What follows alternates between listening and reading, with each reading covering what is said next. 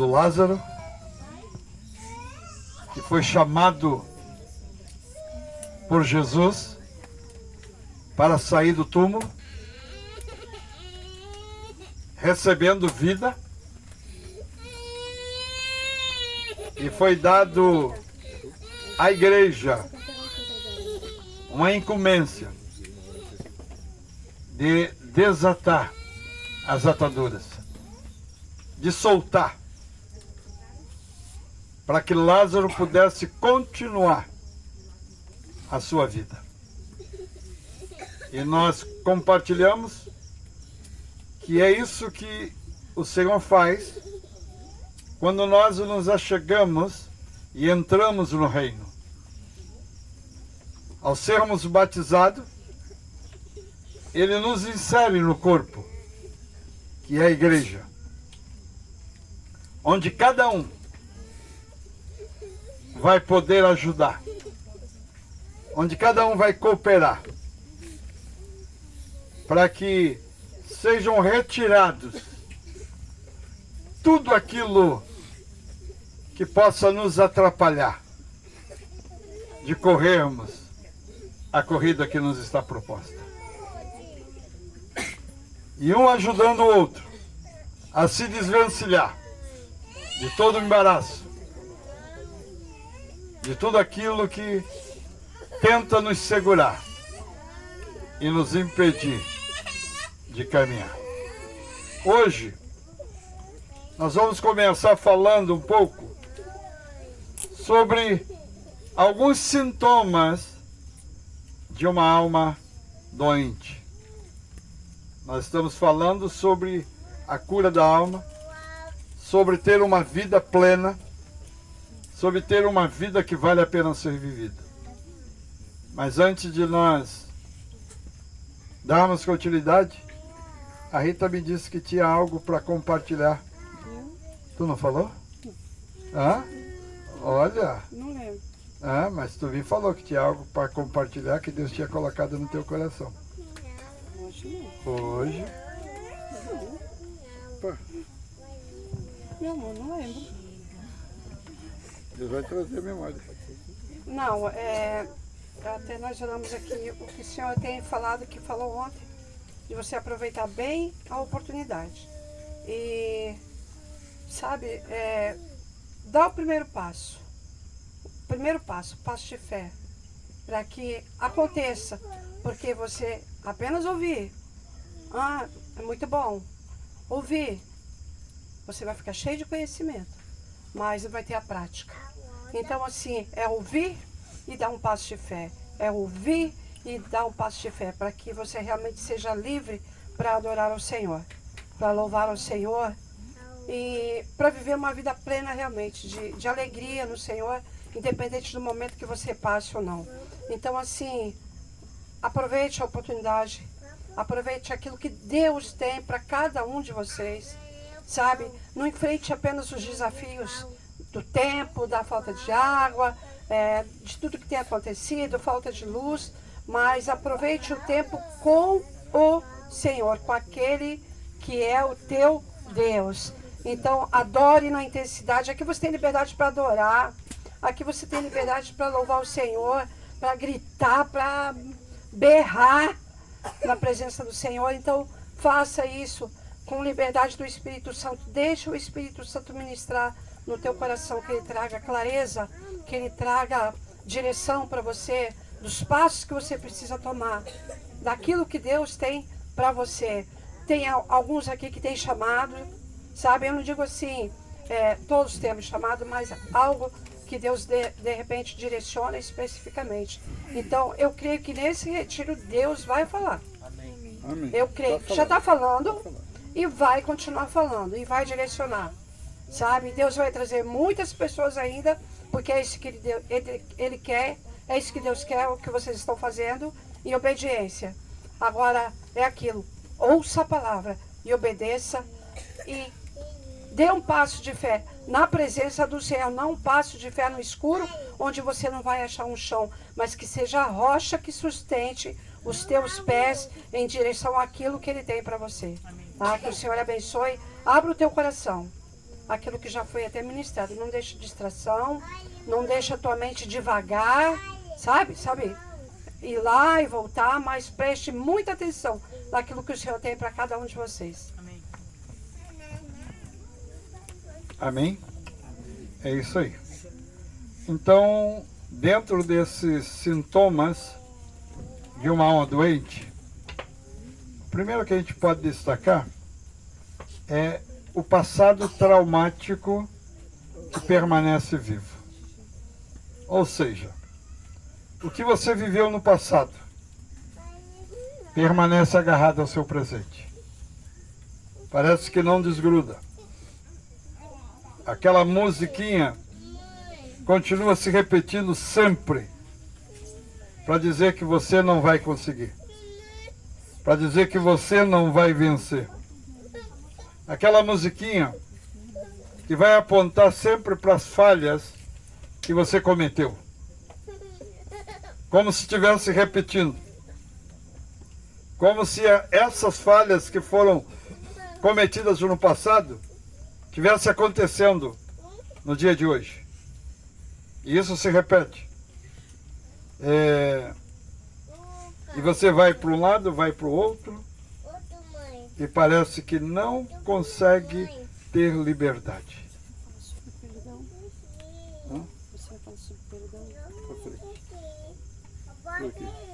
Eu vou adiantar aqui. Eu vou adiantar alguma coisa aqui. Me perdoe. Mas assim, ele falando sobre o passado aqui, me lembrou uma situação que nós passamos. Eu estava discipulando uma mocinha e eu estava conversando com ela e faltava alguns dias para ela descer as águas. E eu conversando com ela, ministrando na vida dela, orando, ela começou a chorar em prantos, em prantos, em prantos. E eu tentando acalmar ela. E de repente ela falou assim: eu quero te contar uma coisa. Eu, meu Deus. Ela falou assim: eu não consigo me perdoar do meu passado. Eu não consigo me perdoar do meu passado. E ali eu ministrei para ela. E nós oramos. Eu fiquei muitas horas com ela. Até que ela saiu dali livre, sabe, liberta daquilo. Ela disse que se olhava no espelho e dizia: eu me olho no espelho e ouço alguém me falar: você não merece. Eu não consigo aceitar o amor de Deus porque eu não consigo me perdoar. Eu ainda tenho muitas coisas do meu passado. Então, preste muita atenção no que Deus vai falar com você.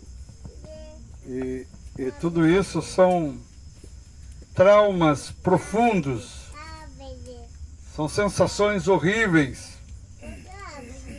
Tudo está muito vivo nas suas lembranças.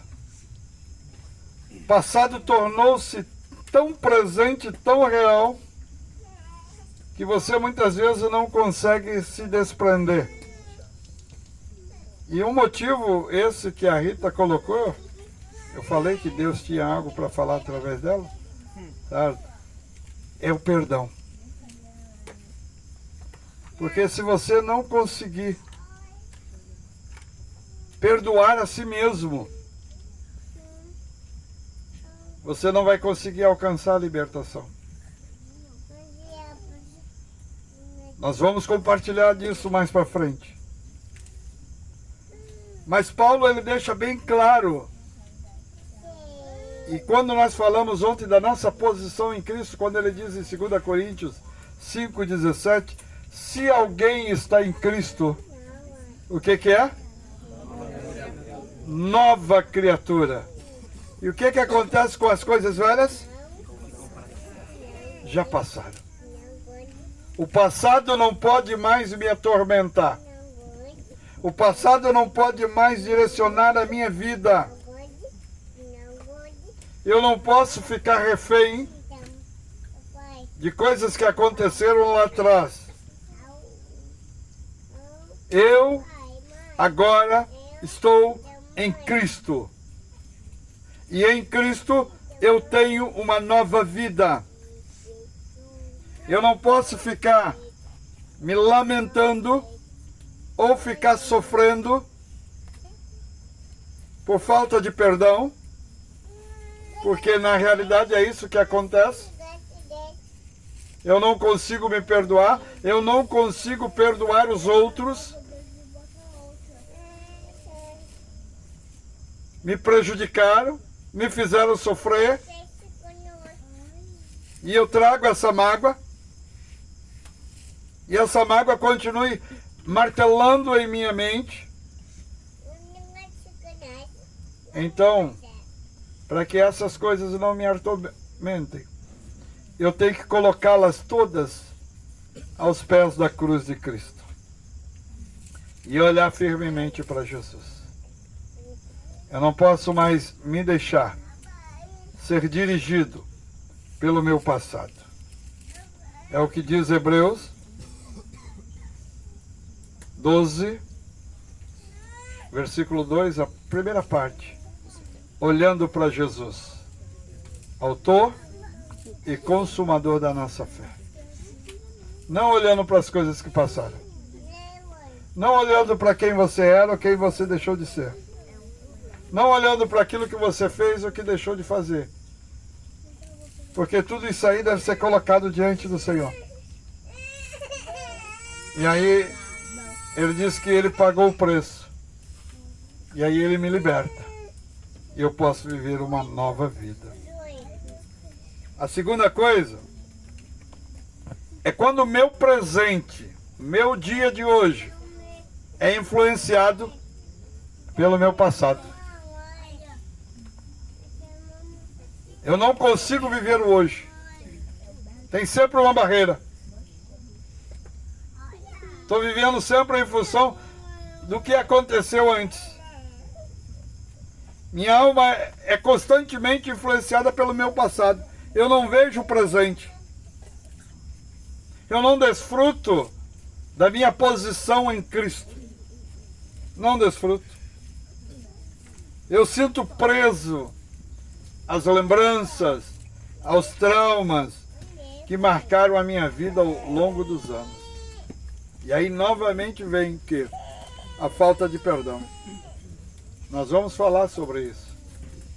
Mas só lembrando que é o que acontece. O meu presente é prejudicado. Ao invés de eu viver aquela vida que vale a pena ser vivida, eu estou vivendo nas lembranças que passaram. E é por isso que Hebreus fala, esquecendo as coisas que para trás ficam. Eu prossigo para o alvo. Não podemos aceitar que tanto as experiências positivas como as experiências negativas do nosso passado influenciam a nossa vida no dia de hoje. Às vezes são experiências boas, mas já foram. Deus tem algo novo para nós. Deus tem algo preparado para cada um de nós. E Paulo diz, o que os olhos não viram, os ouvidos não ouviram, nem chegou ao coração do homem, é o que Deus tem preparado para você. É o que Deus tem preparado para nós. Então não vamos deixar que isso aconteça. Precisamos seguir em frente. Paulo em Filipenses 3:13, ele diz, irmãos, quanto a mim, não julgo que o haja alcançado, mas uma coisa eu faço, é que esquecendo-me das coisas que para trás ficam, já foi. Tudo que você precisa fazer é se perdoar, ou perdoar aqueles que te prejudicaram. Porque o perdão restaura todas as coisas. O perdão restaura e traz a posição original, como se nunca tivesse acontecido. O que não pode acontecer é aquele tipo de perdão. Olha, eu te perdoo, mas você lá e eu cá. Aí não há perdão. Porque o perdão restaura as coisas. Você já imaginou se Jesus falasse para nós assim, eu te perdoo, mas os teus pecados são tantos e você vai ficar no inferno, eu vou ficar aqui no céu. Tu gostaria disso? Ninguém, né? Mas quando Ele nos perdoa, Ele nos traz para perto, para fazer parte da família, para sermos filhos amados, para vivermos juntos. E é isso que Ele faz. Terceiro sintoma, quando não enxergamos um futuro melhor. Meu passado influencia o meu presente? Meu passado está dizendo que eu não fui perdoado, que eu não fui restaurado e que eu não mereço e que eu não tenho condições? Mas também quando não enxergamos um futuro melhor. Ou seja, só olhamos as derrotas, só olhamos os fracassos. Para mim, o meu futuro vai ser sempre sombrio. Eu não vejo um futuro melhor. Eu não vejo um futuro que vale a pena eu me sacrificar, eu me esforçar, eu batalhar. Eu vejo o meu futuro e eu só vejo destruição, desgraças, coisas ruins. Não vai dar certo. Nada presta, não vai dar certo. Meu futuro é tenebroso. Mas o Senhor promete para mim e para você um futuro bem melhor, não é isso? Veja aí Jeremias 29:11.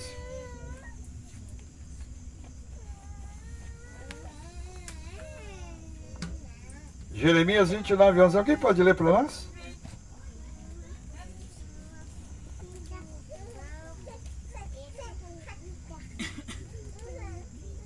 Amém?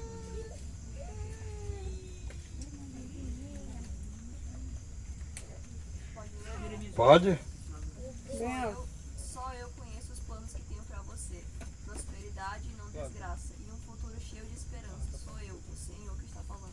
Amém? Amém. Quem é que sabe o que tem de bom para nós? E ele diz que é um futuro pessimista? Um futuro de derrota? Um futuro de vitória, de prosperidade. O teu futuro é um futuro de prosperidade. O teu futuro é um futuro de esperança. Ainda que digam que não. Mas em Cristo você pode determinar: o meu futuro vai ser o melhor, porque Deus tem o melhor para mim. Amém.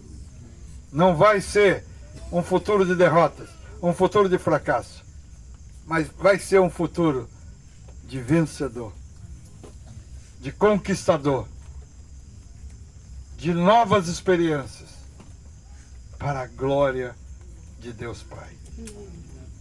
O quarto sintoma é um sentimento fatalista. É uma derrota sem luta. Nem começou a lutar, já joga a toalha. Não vou nem pelejar. Já estou derrotado. O que vem à minha mente em tudo é derrota. Vai fazer um projeto, não adianta fazer. Vou planejar um estudo, alguma coisa, nem adianta. Não vou conseguir concluir. Não vai nada para frente. Eu sou um derrotado. Meu pai diz isso, minha mãe diz isso, meus irmãos dizem isso, meus colegas dizem isso, que nada vai para frente na minha mão. Não tem jeito para mim. Por que eu vou lutar? Por que eu vou enfrentar? Não tenho forças. Não consigo. Já estou entregando os pontos antes de lutar. E torna-se uma pessoa muito negativa. Muito negativa. Tudo vai dar errado. Nada vai dar certo. A nossa alma está ligada aos nossos pensamentos, aos nossos sentimentos, às nossas vontades e aos nossos desejos.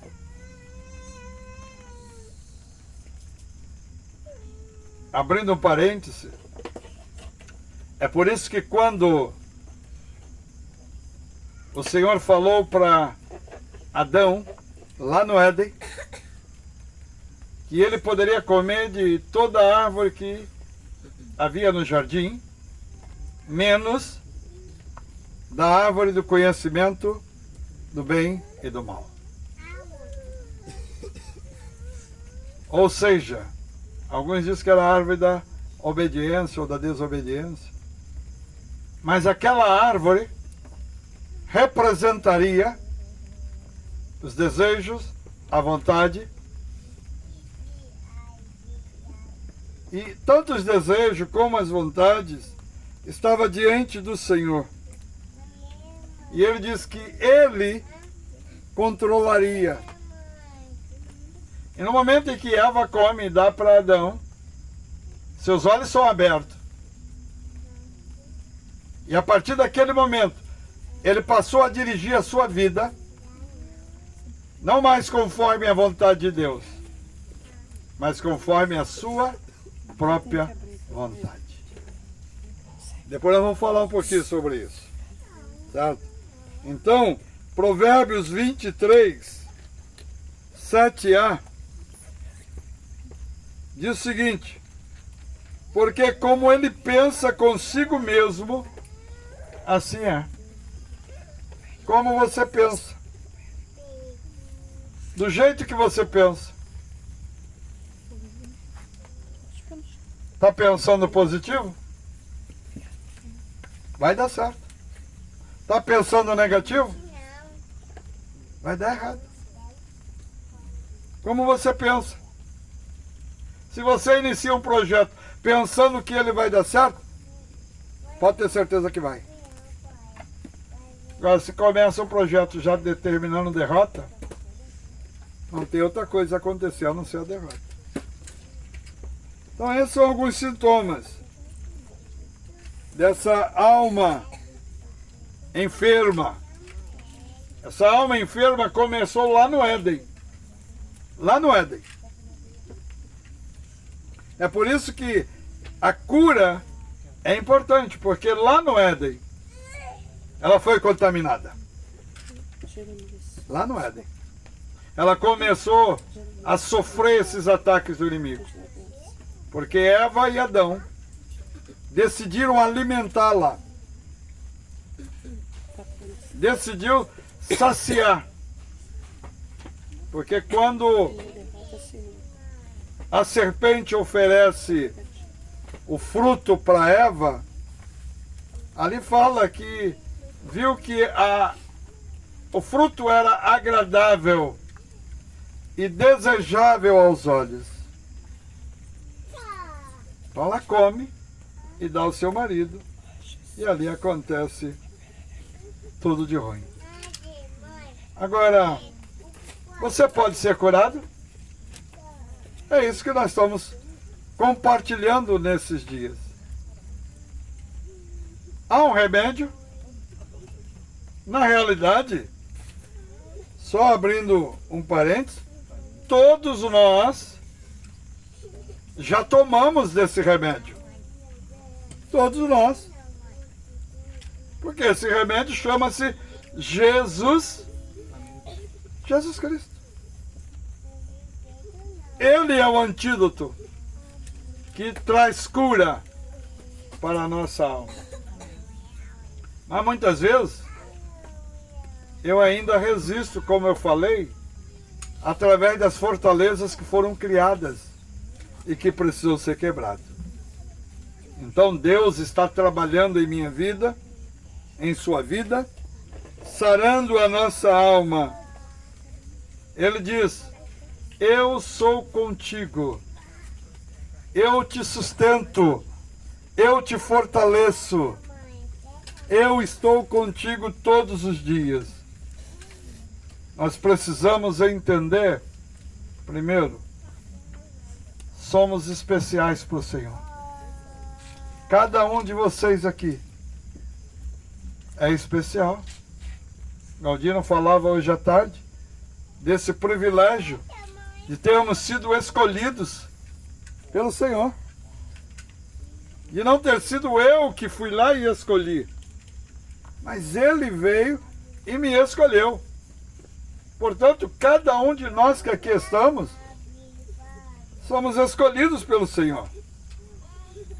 Outra coisa, não posso menosprezar a mim mesmo. Não se menospreze. De jeito nenhum. Se valorize. Há um cântico que diz: quero que valorize o que você tem. Você é um ser, você é alguém tão importante para Deus. Cada um de nós somos importantes para Deus. Então não se menospreze. Esteja ciente de que o Senhor em momento algum te abandonou. Ele diz: eu não te abandonarei, não te deixarei. Estarei contigo todos os dias. Ele está sempre conosco. Em todo momento. Em toda situação. Em toda dificuldade. Nós vamos citar um exemplo de uma pessoa que vivia na época de Jesus. E quando Jesus fazia muitos milagres, durante 3 anos e meio que ele exerceu o seu ministério terreno, havia muitas pessoas doentes, muitas pessoas que sofriam com doenças, propriamente dizendo, doença da alma. E a Bíblia fala de um homem,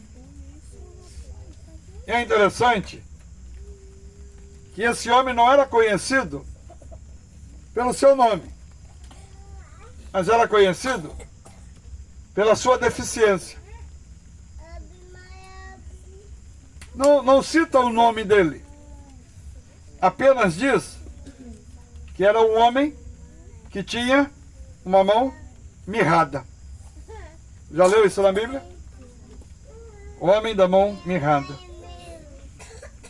E todos nós sabemos, hoje, uma pessoa com deficiência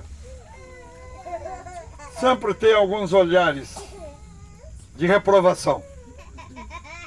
Na época de Jesus, não era diferente. Essas pessoas eram rejeitadas, muitas delas não podiam viver no meio da sociedade como uma pessoa normal, não podiam usufruir de uma vida tranquila. Tanto é que esse homem era chamado o homem da mão mirrada. Hoje isso não poderia ser feito aqui, principalmente no Brasil, que seria discriminação, chamar alguém pelo defeito que ele tem. Mas naquela época essas pessoas eram rejeitadas, discriminadas, e ninguém os valorizara. E esse homem, ele estava também, provavelmente, cheio de traumas, cheio de complexo, cheio de ressentimento. Sua alma estava doente. Ele necessitava de uma cura. Sua vida desprezível, abandonada, precisava ter um fim. O seu sofrimento constante, desprezo e abandono precisava de um ponto final. E ele teve um encontro com Jesus, aquele que pode todas as coisas. E olha que Jesus faz algo tremendo. Talvez aquele homem estivesse ali e quisesse ficar no anonimato, quisesse continuar se escondendo, quisesse continuar vivendo aquela vida medíocre. Mas Jesus não deixou barato. Jesus pediu que aquele homem viesse para o meio da multidão. Hoje à tarde, quando o Galdino ministrou, ele pediu que alguns irmãos que entenderam a palavra viessem para o meio. E sempre fica aquela questão, eu tô bom demais, eu não preciso lá receber oração, não? Para que eu vou lá receber oração, se essa palavra nem mexeu comigo? D.L. Moody, um dos grandes pregadores, ele dizia o seguinte: todas as vezes que eu vejo uma palavra sendo ministrada, eu vou à frente para receber algo novo de Deus. Talvez você não sabe, mas mesmo você, talvez achando que não precisa, quando você se dispõe a sair do seu lugar, a vencer o medo, a vencer a vergonha, para estar aqui, você acaba recebendo algo de Deus. E Jesus falou para aquele homem, quando chamou, aquele homem que tinha a mão atrofiada: levanta-te e vem para o meio. Levanta. Você que está aí no teu canto, vem para o meio.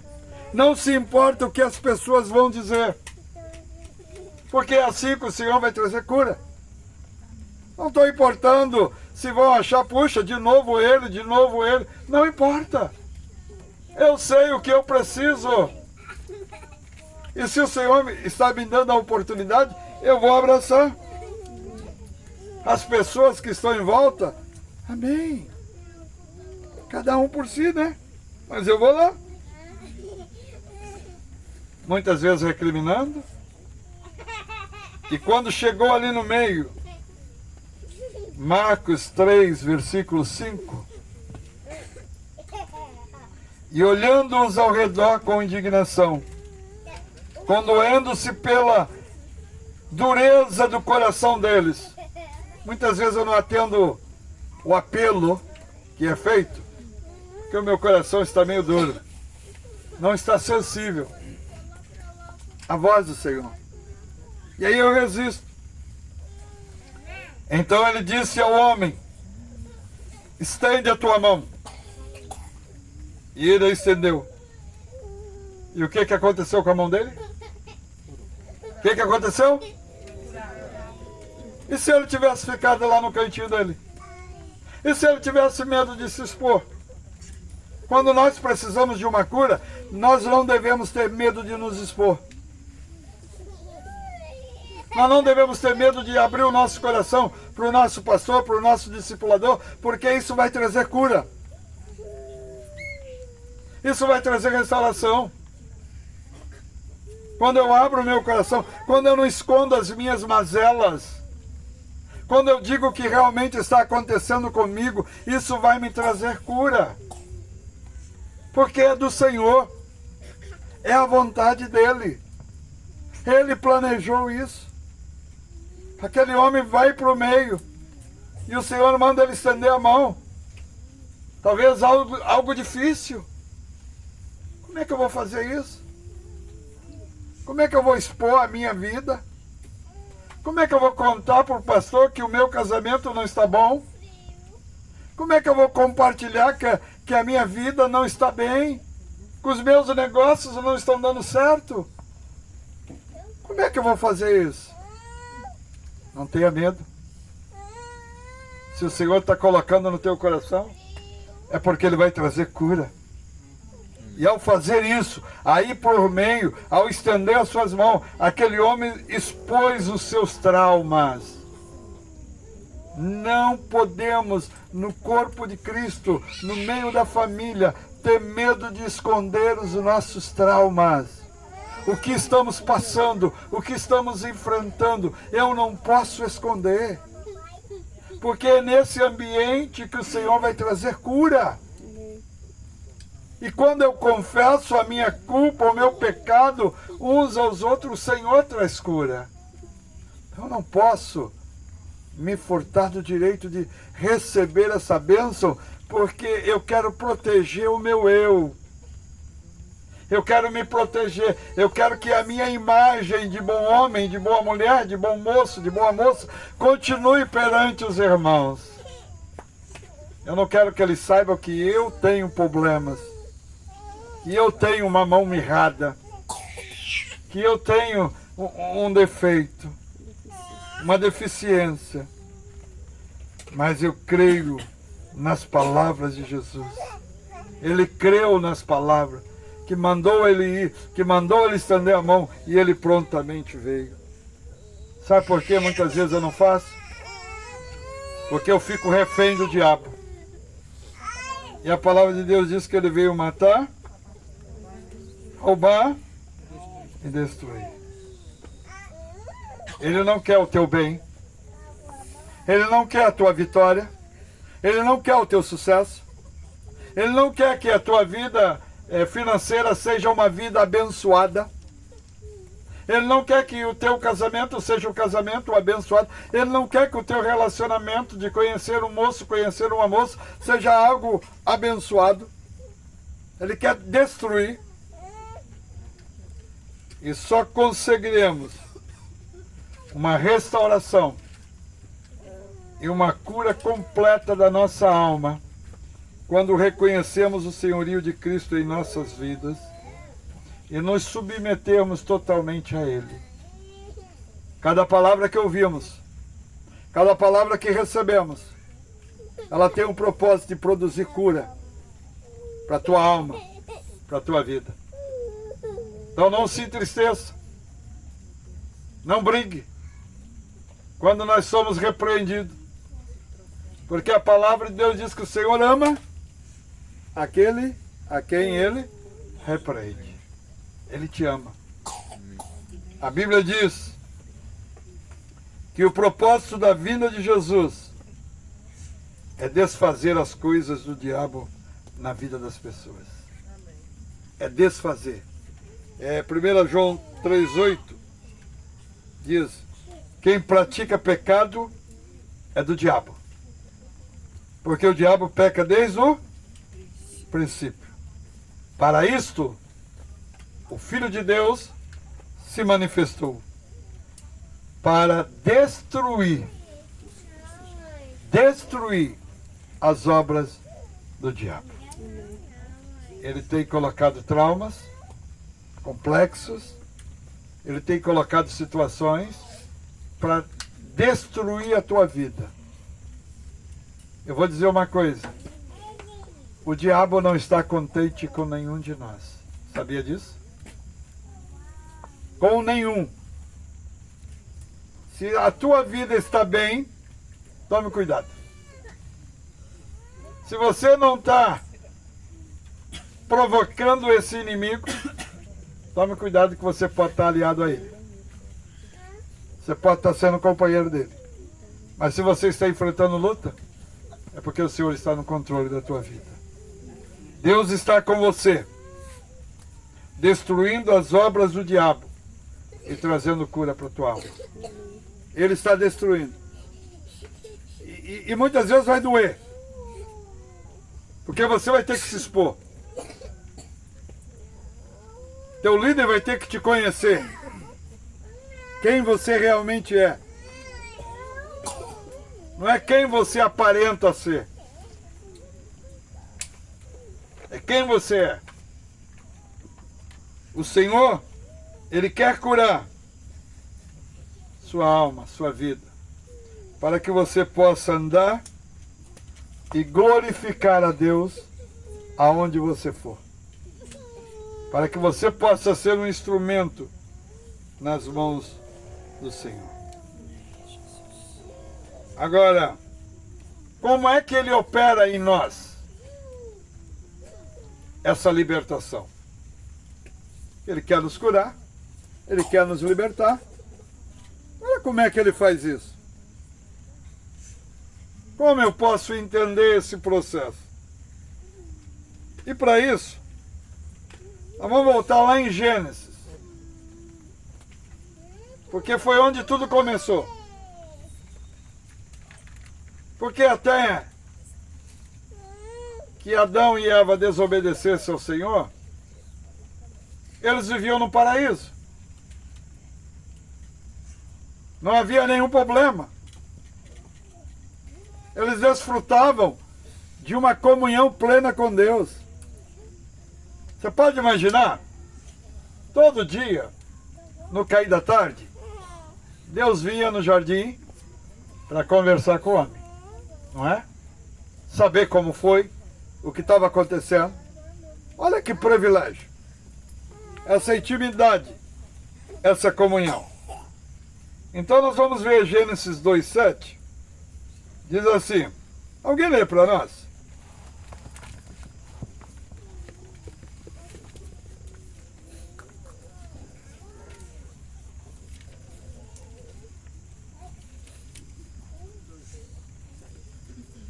Então do pó da terra o Senhor formou o ser humano. O Senhor soprou no nariz dele uma respiração de vida, e assim ele se tornou um ser vivo. Então aí nós encontramos três coisas. Primeira, o pó da terra que o homem foi formado corresponde ao corpo do homem. O boneco ali que foi feito.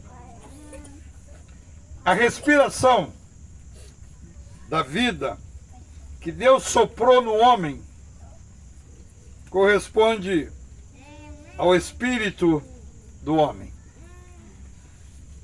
Corpo, o espírito, e a Bíblia diz que o homem tornou-se um ser vivente ou alma vivente. Isso corresponde à alma do homem. Então nós temos corpo, nós temos espírito e nós temos alma, aí nesse texto. E nós podemos entender, até mesmo por outro texto da palavra de Deus, que o homem é constituído de três partes. É uma tricotomia. Se bem que existem algumas correntes teológicas que acreditam apenas na dicotomia. Mas nós não vamos entrar nesse detalhe, certo? E vamos aceitar o que a Bíblia mostra, o que a Bíblia ensina. E isso está claro também em 1 Tessalonicenses 5:23.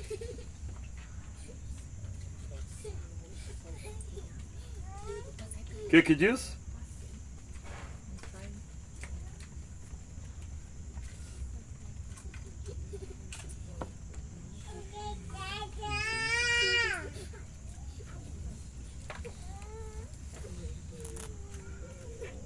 Tessalonicenses 5:23.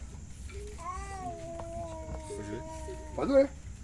O mesmo Deus da paz vos santifique em tudo. E vosso espírito, alma, corpo sejam conservados íntegros e irrepreensíveis na vinda de nosso Senhor Jesus Cristo. Então ele santifica corpo, alma e espírito. Muitas vezes nós olhamos apenas para o corpo e espírito e esquecemos que nós temos também uma alma. Então, através do espírito, o homem tem contato com Deus. A parte que liga o homem a Deus. Através da alma, o homem tem contato consigo mesmo. É por isso que tem muitos que são narcisistas, que amam a si mesmo. E através do corpo, o homem tem contato com o mundo. Então o corpo nos liga com o mundo, o espírito nos liga com Deus e a alma nos liga conosco mesmo. Então Deus cria o homem, coloca no Éden, e ali eles tinham uma vida espiritual. Essa vida consistia na comunhão diária com Deus, como nós já falamos. E Deus dá uma ordem ao homem. Veja aí Gênesis 2:9.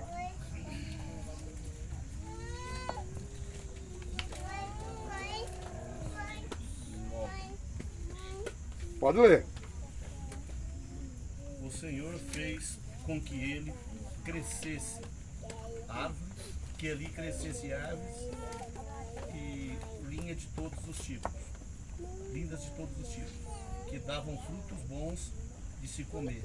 No meio do jardim ficava a árvore da vida, e também a árvore do conhecimento, do bem e do mal. Se eu pegasse aqui três voluntários, tem 3 voluntários aí? Pode ficar aqui na frente? Amém.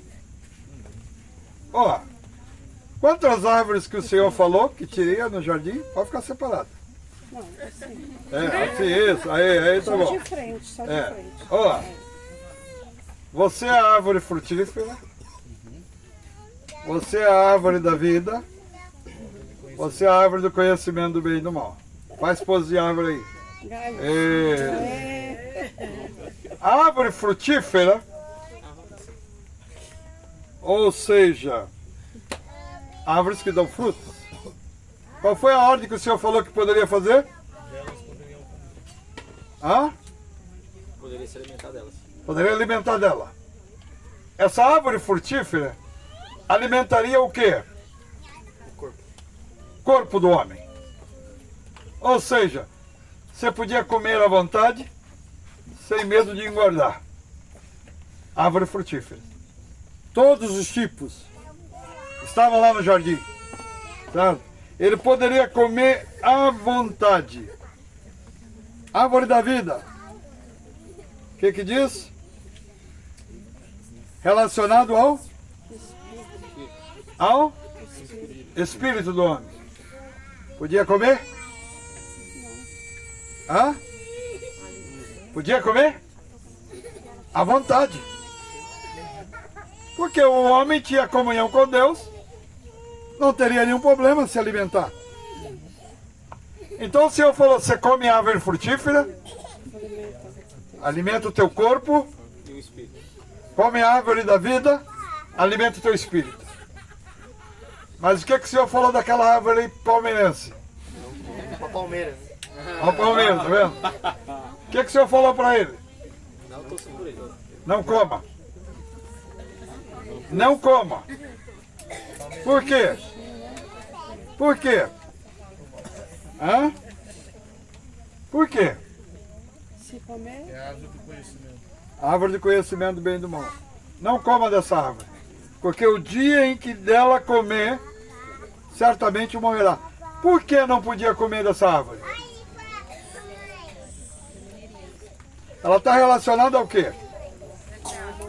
Hã? A alma. Árvores frutíferas relacionada ao corpo do homem.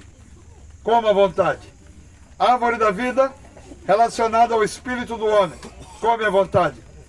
Árvore do conhecimento do bem e do mal relacionado à alma. Os desejos, a vontade, tudo que Adão tinha, O bem, o mal. iria para o Senhor. O Senhor decidiria. O Senhor determinaria. Entendeu? Ele não podia alimentar a sua alma. Alimentava o corpo, alimentava o espírito, mas não alimentava a alma. Pode sentar. Obrigado. Belas árvores. Então, ao alimentar a alma, o homem disse para Deus: Deus, eu já estou crescidinho. Eu já posso decidir por mim mesmo. Eu já sei o que é bom, o que é ruim. Então daqui para diante, o senhor não precisa mais vir ao jardim. O senhor não precisa mais falar comigo o que eu devo e o que eu não devo fazer. A partir de hoje, eu decido o certo e o errado. Eu decido o bom e o ruim. E foi isso que aconteceu. O fruto da árvore do conhecimento do bem e do mal era a morte. Aquela árvore, na realidade, era a árvore da morte, da vida separada de Deus. Porque a partir do momento em que o homem comeu daquele fruto, a vida dele se separou de Deus. Não é isso que aconteceu? Se você continuar lendo a história, certo? Então Deus deu ao homem a oportunidade de viver de acordo com a vontade e o propósito de Deus, ou de viver de acordo com a sua própria vontade. O homem, influenciado por Satanás, através da serpente, desobedeceu a Deus e comeu da árvore que ele havia proibido de comer. Aí começou tudo. Desobediência. A morte, então, atingiu o espírito, a alma e o corpo do homem. Atingiu. Em relação à morte espiritual, em relação ao espírito do homem, ele teve perda da vida espiritual. Ele teve perda da autoridade espiritual. Ele teve perda da imagem e semelhança de Deus.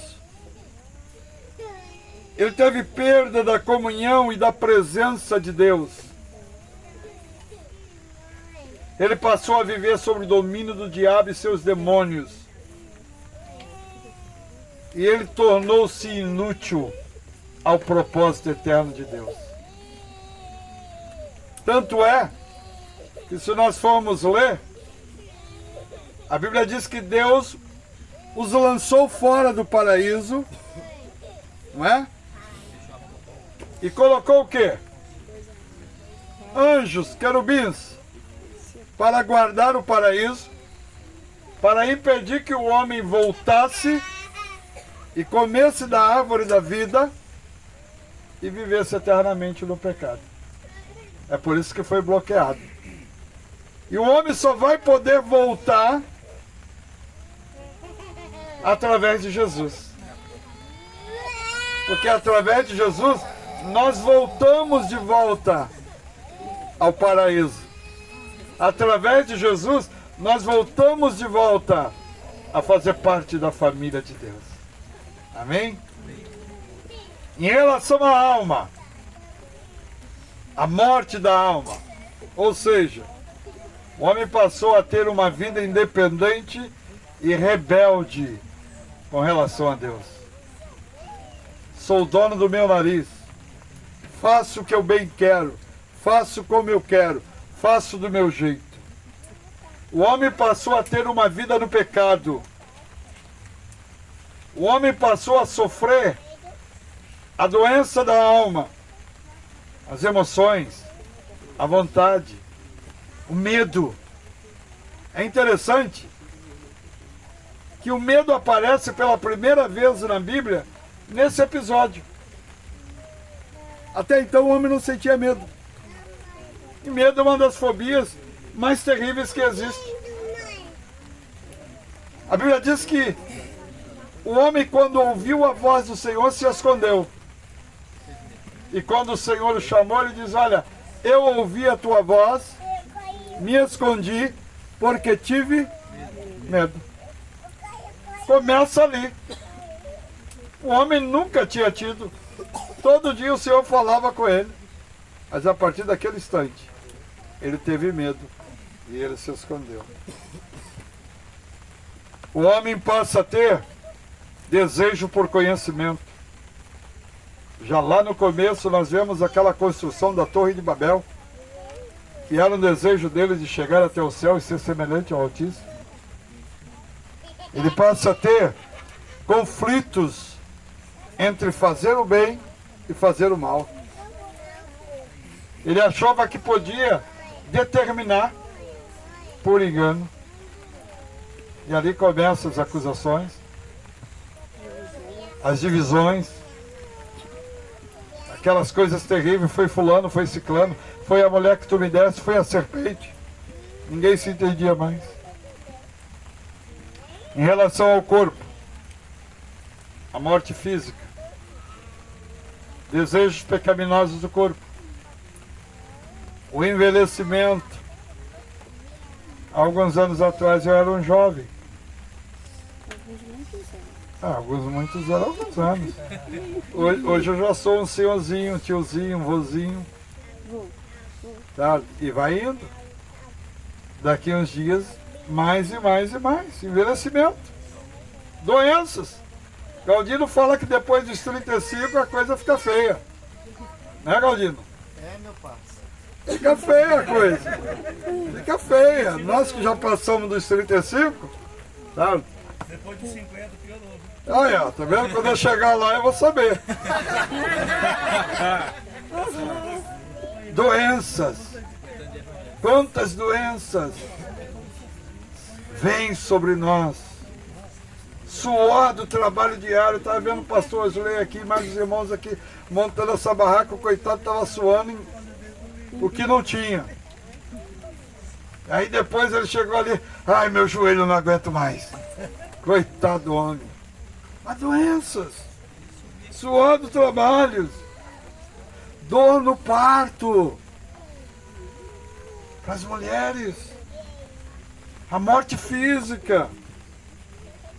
Assim, todo homem natural, pelo seu nascimento, ele herda as consequências do pecado. Pecado de Adão, nós herdamos as suas consequências. A minha alma, a tua alma, a nossa alma está debaixo do jugo do pecado, da condenação do pecado e do poder do pecado. E só quem pode nos libertar é Jesus Cristo. Totalmente. Aqueles que vêm ao Senhor deixando uma vida de pecado, embora eles sejam salvos, carregam em menor ou em maior medida cicatrizes emocionais, feridas, amargas, traumas e rejeições. Somos salvos. Só que a nossa salvação é um processo contínuo. Nós temos falado, e o Galdino repetiu, que aquele que começou, ele é poderoso para completar. E ele vai completar. Mas muitas pessoas são escravizadas por velhos hábitos e padrões de pensamento. Muitas pessoas vivem cheios de ansiedades, cheios de complexos, cheios de medo, cheios de preocupações, cheios de depressões. Muitas pessoas falam, depressão é uma doença, e realmente é uma doença. Só que é uma doença da alma. Você não vai no médico, ele te dá um remédio, toma esse remédio aqui. Ele vai te dar alguns ansiolíticos que vai ajudar, que vai cooperar, que vai deixar você meio... Mas não tem. Não tem como diagnosticar. Através de um exame, não, ele vai, através de conversa, através do que você está sentindo, ele vai determinar se tem um grau leve ou um grau moderado de depressão, vai tomar isso aqui para você ficar mais zen, mais calminho. Mais medo, preocupações, opressões e muitas outras enfermidades. Agora eu pergunto, a salvação já não trouxe para você libertação? Já não trouxe? Como precisamos de libertação se já somos salvos? Parece que há um contraponto aí. Porque na realidade todo aquele que entra no reino, que recebeu o propósito, era para estar livre. Mas por que não está? Por que eu não tomei posse naquele momento e fui liberto de tudo? O senhor pode fazer? Pode. Se confessarmos. Se eu confessar. Porque tem muitas coisas que eu mantenho guardado como se fosse uma fortaleza. Então, apesar de já sermos salvos, a partir do momento em que cremos em Cristo, existe área das nossas vidas que foram destruídas pelo pecado. Existem áreas que precisam da restauração, da cura. Porque nós vivemos muito tempo na independência de Cristo Jesus, fazendo a nossa própria vontade. agindo do nosso próprio jeito. A salvação, nós falamos ontem que é uma palavra grega, né? Não falei não. Uma palavra grega que quer dizer sotéria, salvação. E ela significa, entre muitas coisas, cura, libertação, saúde, prosperidade, paz. Tudo isso significa salvação. Cura é salvação. Saúde é salvação. Está tudo na mesma raiz. Então qual é o processo para a minha salvação? Como é que acontece? Nós podemos dividir esse processo da minha salvação em 3 pontos. Primeiro, a justificação. Isso é, Deus o Pai nos considera justos e aceito no seu Filho Jesus. Ou seja, através da justificação, Deus nos olha através do seu Filho Jesus. Ele não vê mais a mim, ele vai ver o seu Filho Jesus. Então ele olha através, é como se fosse uma lente. Como se fosse uma lente. E ele vai nos ver através dessa lente. É por isso que Paulo diz lá em 2 Coríntios 5,17, se alguém está em Cristo, é o quê? Nova criatura. E é interessante,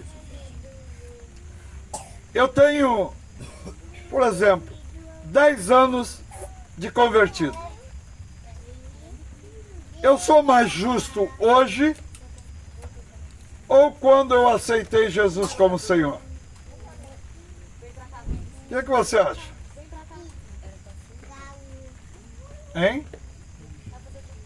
Sou mais justo hoje ou sou mais justo há 10 anos atrás? Quando aceitou Jesus. Hã? Quando aceitou Jesus. Quando aceitei Jesus. Quem mais? Hoje. A salvação em 3 tempos, no caso. Isso. Então, eu fui, eu sou e eu serei. Então, se passou 10 anos, acredito que é mais justo, né? Porque eu desenvolvo. Ela está falando que eu desenvolvo. Posso ter mais conhecimento. Mas na realidade, a justificação, ela é única. Eu sou justificado por Cristo. Naquele momento em que eu reconheci Ele como meu Salvador. Pode-se passar 10 anos, eu continuo sendo justificado. Porque ela não é progressiva. É uma vez só. Ele nos tornou justo. Aconteça o que acontecer, Ele vai sempre olhar através desse filtro chamado Jesus e nós somos justos. Amém? Deu para entender? Não tem variação. Eu não sou mais justo daqui a 1 ano, daqui a 2 anos ou daqui a 20 anos. A minha posição quanto a isso, em Cristo, eu sou nova criatura. Mas quanto à nossa experiência, devemos viver essa nova criação. Aí o que é... Seu nome mesmo? Tamires. Falou? Thaís. É o segundo passo. Nós falamos que a nossa salvação são um processo dividido em 3 tempos. O segundo passo chama-se santificação. Separado por Deus. Separado. Certo? Separado para Deus, separado do pecado, separado do mundo e separado de Satanás. Para vivermos só para Deus. Amém? Aí sim, Paulo fala em Filipenses 2, 12 e 13, que devemos desenvolver a nossa salvação. Nessa etapa da santificação, É um processo contínuo. Aí eu pergunto, hoje eu aceitei Jesus, daqui a 10 anos, eu posso ser mais santo do que eu sou hoje? Hã? Com certeza. Sempre melhorando. É um processo contínuo. Justificação, ela é única. A santificação, ela vai melhorando. Cada vez que você ora, cada vez que você jejua, cada vez que você lê a Bíblia, cada vez que você faz isso e busca o Senhor, você vai crescendo. A vossa santificação, você vai aumentando. E é isso que Ele quer, enquanto nós estamos aqui. Nós podemos nos santificar. Sabe? Não é a salvação do nosso espírito, pois ela já aconteceu. Já aconteceu. Mas é a salvação da nossa alma. Quanto mais eu mortifico a minha alma, mais eu vou me santificando ao Senhor. Quanto mais a minha alma fica pregada na cruz, mais eu vou me santificando ao Senhor. É por isso que eu vou vencendo as batalhas. Porque é um processo. É contínuo. Se eu parar, a minha alma cresce. E eu tenho que mostrar para ela que o lugar dela é sempre na cruz. É por isso que Paulo diz, já estou crucificado com Cristo. E vivo, não mais eu. Então, a salvação da minha alma, eu devo desenvolver. Pois nossas emoções, nossas vontades, nossos intelectos precisam ser salvos, precisam ser curados, precisam ser libertos. E esse é um processo que cada um de nós passamos. A terceira etapa é chamada de glorificação. Quando isso vai acontecer? Quando isso vai acontecer? Quando Jesus voltar. Vai acontecer. A Bíblia diz que Ele nos revestirá com a glória do Seu Filho. Sua vida, sua virtude, seu poder. Aí então essa salvação será consumada. E aí Ele vai operar em nosso corpo. O corpo de Cristo Jesus. Romanos 6, 17 diz: com Cristo seremos glorificados, aguardando a redenção do nosso corpo. Então naquele dia nós seremos transformados. Paulo diz que receberemos um corpo glorificado e seremos como Ele. É por isso que diz que é um processo. A santificação, ou aliás, a justificação operou no passado. Eu fui. A santificação opera no presente. Eu sou. E a glorificação operará no futuro. Eu serei. Até um cântico do Daniel de Souza que diz: justificado fui, santificado sou, glorificado serei através de Cristo. Sou livre da culpa do pecado, sou livre do poder do pecado e da presença do pecado, livre serei. De glória em glória. E aí ele vai louvando ao Senhor. É um cântico maravilhoso que mostra essas três etapas. Então o propósito da cura da alma é trazer liberdade para que eu e você, como discípulo, possamos viver uma vida plena e vitoriosa, em santidade. A salvação, ela operou em meu espírito. Ela me tornou nova criatura. E agora quer operar em nossa alma, nos santificando. A cura da alma nada mais é do que um processo de santificação, um processo de crescimento de desenvolvimento no nosso dia a dia. É o processo em que eu sou crucificado e passo a viver não mais para satisfazer a minha vontade, mas para satisfazer a vontade daquele que me chamou. É por isso que Paulo diz, eu não vivo mais. E deve ser também a nossa fala, eu não vivo mais, mas Cristo vive em mim. Hoje, o Senhor quer trazer para a nossa alma libertação, salvação. Ele quer curar lembranças negativas que ainda te machucam. Ele quer nos dar total libertação. Ele quer curar as feridas, arrancar de nós as ataduras, as opressões.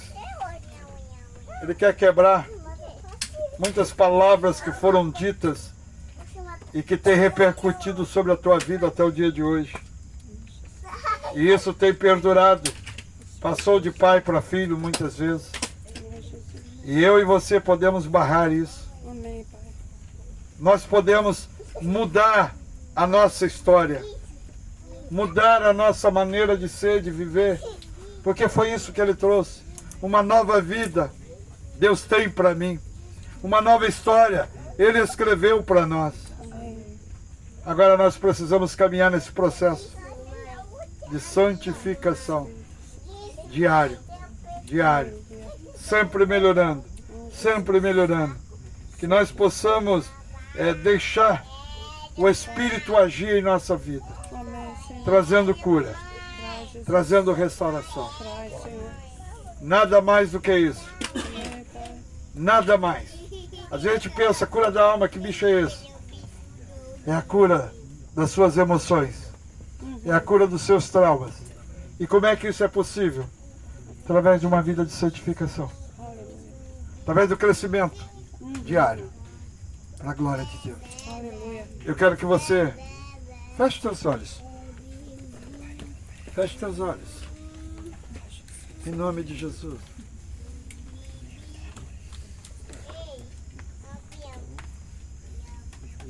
O Senhor quer lhe trazer cura, Amém, Pai.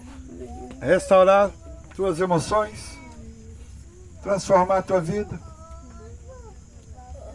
Falamos bastante coisas, apresentamos muitas coisas, mas assuma que o Senhor quer te libertar. Assuma que o Senhor quer que você se santifique. Amém. Deixa Ele tocar em tua vida. Espírito Santo de Deus. Paulo falou, Deus de paz, vos santifica em tudo. Amém, Senhor. Não é apenas o teu corpo. Porque muitas vezes o meu corpo está bonitinho, uma boa vestimenta, uma boa aparência. Muitas vezes o meu espírito está se alegrando, mas a minha alma está triste. E eu não tenho motivo para orar. Minha alma está triste. E eu não tenho alegria para ler a palavra de Deus. A minha alma está triste. E eu não tenho prazer em me reunir com os meus irmãos. Mas o Senhor quer que você abra a mão e se renda a Ele. Para que Ele possa operar na tua vida a tua salvação através desse processo contínuo de santificação. A santificação. Eu quero que você coloque a tua mão no teu coração. Aleluia. A palavra de Deus diz que é dele que procede todas as saídas da vida. Amém. Coloque a mão no teu coração. Eu não sei o que você está sentindo, mas em nome de Jesus, eu quero que você ouça a voz do Senhor, dizendo para você, meu filho, eu te amo. Eu quero que você ouça a voz do Senhor dizendo para você: minha filha, eu te amo. Oh, Jesus. Eu quero que você ouça a voz do Senhor dizendo: você é importante para mim. Amém. Aleluia. Eu te escolhi. Eu te chamei. Te chamei pelo nome. Para que você possa viver uma vida que vale a pena ser vivida. Deixe de viver essa vida medíocre. Deixe de viver essa vida que é altos e baixos. Deixe de viver. Coloque no teu coração, olhando para Jesus, e declare: eu quero ser como Ele é. Eu quero ser semelhante a Jesus. Alguém disse certa vez: maior do que Jesus, impossível. Menor do que Jesus, inaceitável. Nós somos chamados para sermos semelhantes a Jesus. Não é mais do que Ele e não é menos do que Ele. É semelhante. E se você olhar para a vida de Jesus, todos os dias Ele ia falar com o Pai. Todos os dias Ele deixava os discípulos e subia ao monte. Enquanto os discípulos dormiam, Ele estava falando com o Pai. Ele experimentou essa santificação. Ele experimentou. E você também pode experimentar. Amém, Senhor. Deus tem muito mais para você, meu irmão, minha irmã. Amém. Deus tem muito mais. Vida de crente, vida de discípulo, não é somente participar de reuniões, mas é viver uma vida Amém. que vale a pena ser vivida. Amém. Você passa pela luta, passa pelo problema, passa pela dificuldade, mas você não deixa de glorificar o Senhor, Amém. porque Ele está contigo todos os dias. Amém. Pai querido, eu quero pedir a Tua bênção sobre cada irmão, sobre cada irmã. Em nome de Jesus. Em nome de Jesus. Oh, Deus. Se o inimigo tem mantido alguém prisioneiro aqui, em nome de Jesus nós declaramos libertação nesta noite. Pai. Se o inimigo tem mantido alguém cativo com problemas, com traumas, com dificuldades, em nome de Jesus nós repreendemos e quebramos essa cadeia, em nome de Jesus. Em nome de Jesus. Porque cremos que Jesus já levou sobre si todas as nossas pesaduras e pelas suas pisaduras nós somos sarados. Oh, Senhor. Ele levou todos os meus traumas, Oh, Pai. todas as minhas depressão, Oh, Senhor. todas as minhas frustrações. Ele já levou Oh, Jesus. para que eu e você possamos ser libertos. Pai. Em nome de E a tua palavra diz que se o Filho nos libertar, verdadeiramente seremos livres. Então eu declaro libertação nesta noite. Em nome de Em nome de Jesus. Eu declaro libertação nesta noite. Em qualquer área. Em qualquer área. Em qualquer área. Nós declaramos libertação. Quebrado as cadeias. Em nome de Em Jesus. nome de Jesus. Quebrado as cadeias. Em nome de Jesus. Ah, Pai amado. Que teus filhos possam testemunhar desta libertação. Oh, Pai. E eles possam iniciar, a partir de hoje, esse processo de santificação. Amém, Senhor. Porque já fomos justificados. Oh, O Deus. Senhor já nos tornou justo. Cremos nisso. Oh, Deus. E agora o Senhor quer que sejamos santificados. E esse é um processo diário. Oh, Deus. Para que um dia nós seremos glorificados. Aleluia. Quando o Senhor voltar para nos buscar. Amém, Senhor. Obrigado, Senhor. Obrigado pela tua igreja. Em nome de Jesus. Te louvo e te agradeço. Em nome de Em Jesus. nome de Jesus. Amém, Senhor. Amém. Aleluia. Amém. Amém. Deus abençoe a todos. Deus, Slay. Amém, amados. Amém. Espero que o Senhor esteja falando com você, amém? Amém. E você se coloque exposto a isso tudo que está sendo ministrado. Lembre que isso tudo é